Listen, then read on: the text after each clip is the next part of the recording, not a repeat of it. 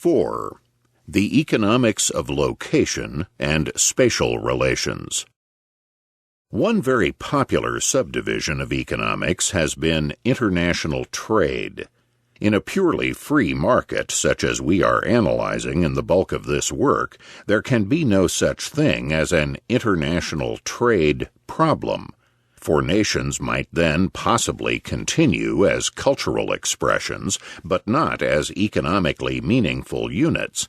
Since there would be neither trade nor other barriers between nations, nor currency differences, international trade would become a mere appendage to a general study of interspatial trade.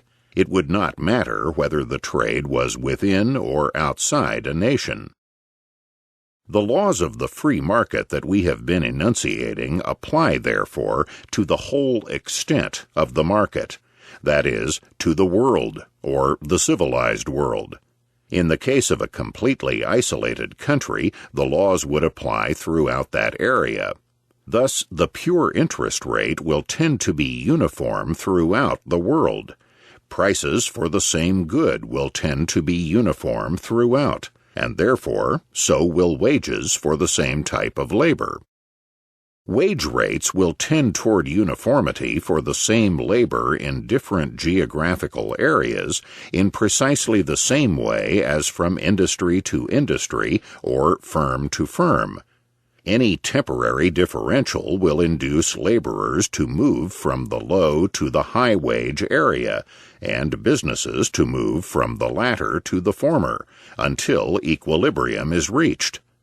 Once again, just as in the more general case considered before, workers may have particular positive or negative attachments toward working in a certain area, just as we saw they may have toward working in a certain industry.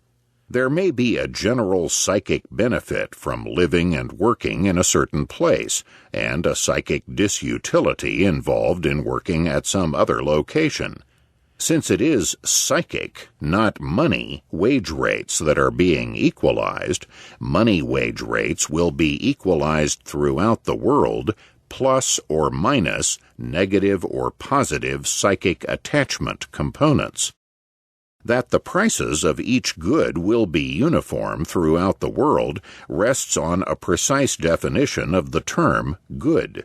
Suppose, for example, that wheat is grown in Kansas and that the bulk of the consumers of the wheat are in New York. The wheat in Kansas, even when ready for shipment, is not the same good as the wheat in New York. It may be the same physical chemical bundle, but it is not the same good vis-a-vis its objective use value to the consumers. In short, wheat in Kansas is a higher stage capital good than wheat in New York, when the consumer is in New York rather than in Kansas. Transporting the wheat to New York is a stage in the process of production. The price of wheat in Kansas will then tend to equal the price of wheat in New York, minus the necessary costs of transport from Kansas to New York. What determines how people and businesses will be distributed over the face of the earth? Obviously, the major factor is the marginal productivity of labor. This will differ from location to location in accordance with the distribution of natural resources and the distribution of capital equipment inherited from ancestors. Another factor influencing location will be positive or negative attachments to certain areas, as we have seen. The actual dispersal over the face of the earth is caused chiefly by the distribution of productive land and natural resources over the earth's surface. This has been one of the chief forces limiting the concentration of industry, the size of each firm, and population in purely industrial areas.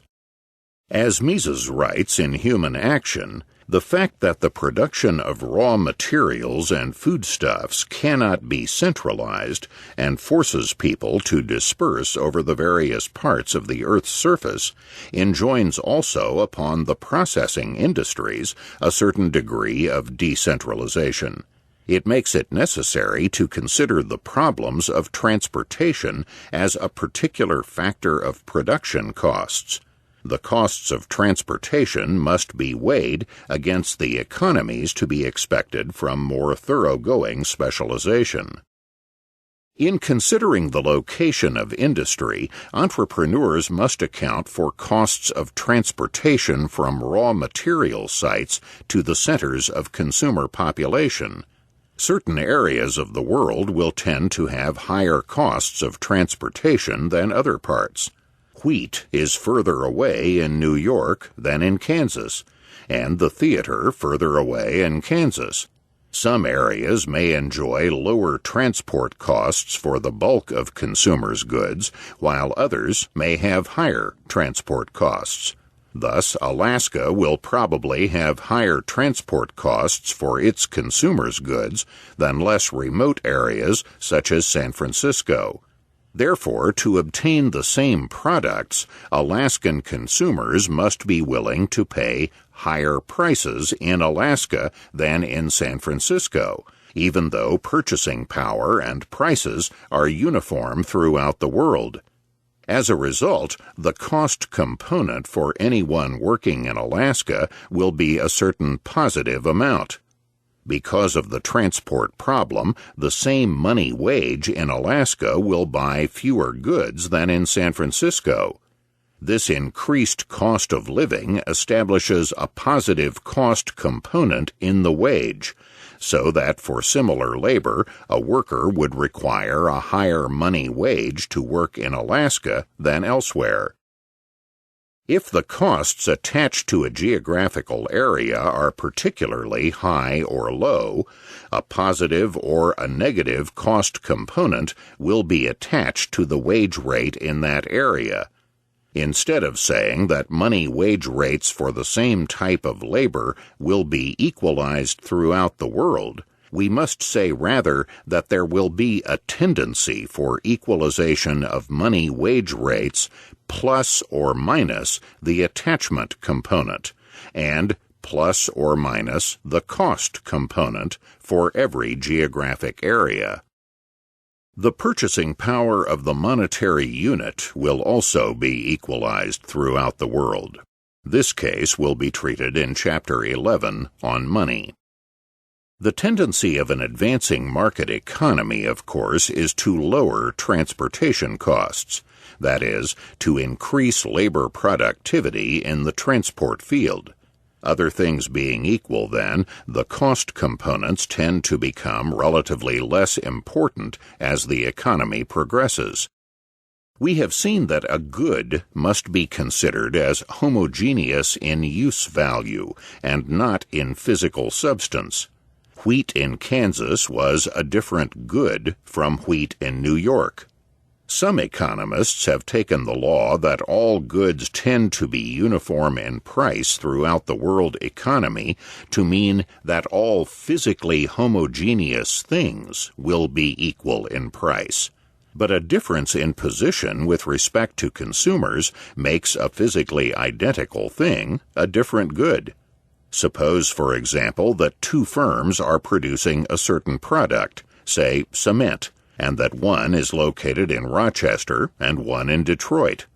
Let us say that the bulk of the consumers of cement are in New York City.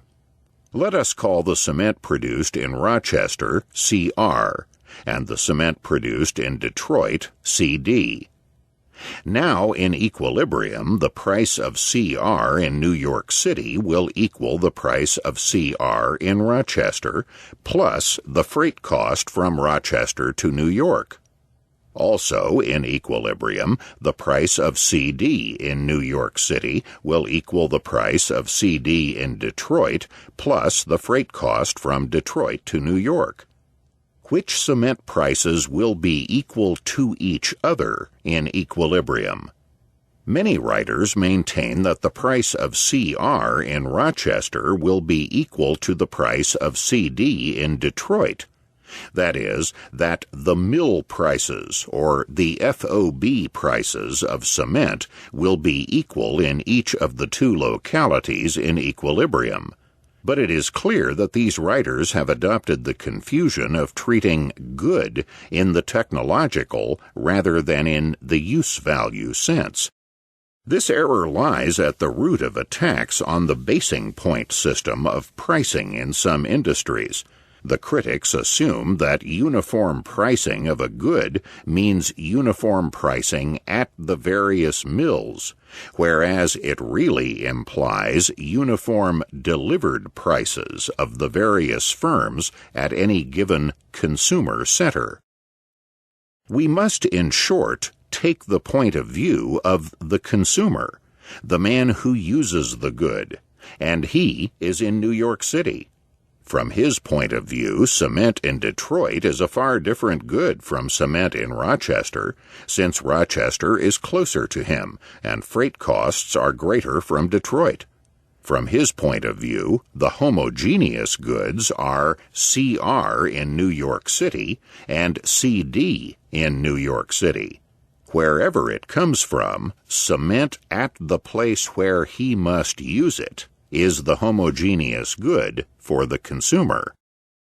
Therefore, in equilibrium, it is CR in New York City that will be equal to CD in New York City, and these are the delivered prices of cement to the consumer.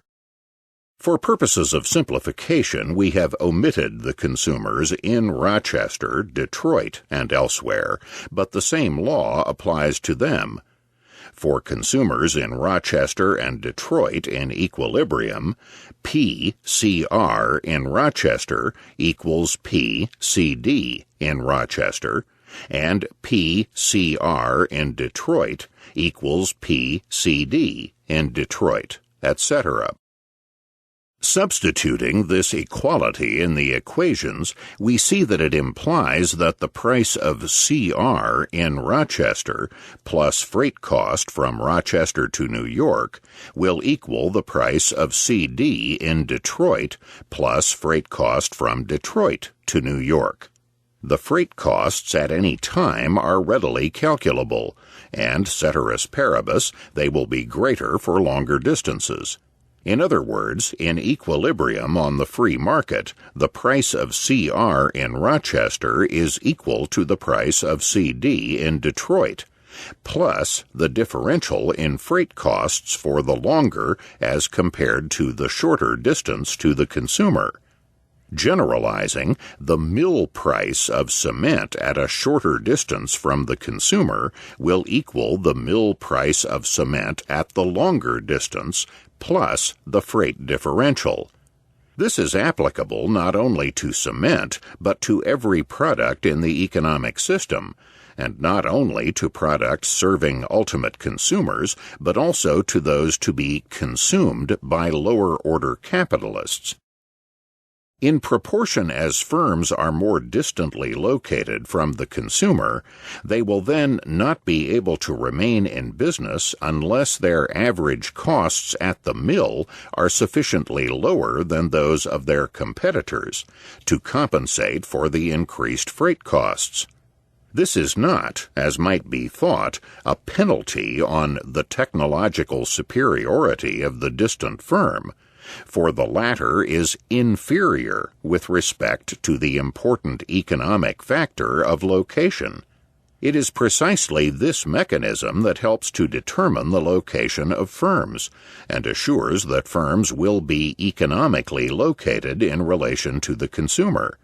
The influence of the location difference factor in the price of a product will, of course, depend upon the proportion that freight costs bear to the other costs of producing the good. The higher the proportion, the greater the influence. A firm with a location closer to the consumer market therefore has a spatial advantage conferred by its location. Given the same costs in other fields as its competitors, it earns a profit from its superior location. The gains of location will be imputed to the site value of the ground land of the plant. The owner of the site obtains its marginal value product. Therefore, gains to a firm resulting from improvement in locational advantage, as well as losses resulting from a locational disadvantage, will accrue as changes in ground rent and capital value to the owner of the specific site, whether the owner be the firm itself or someone else.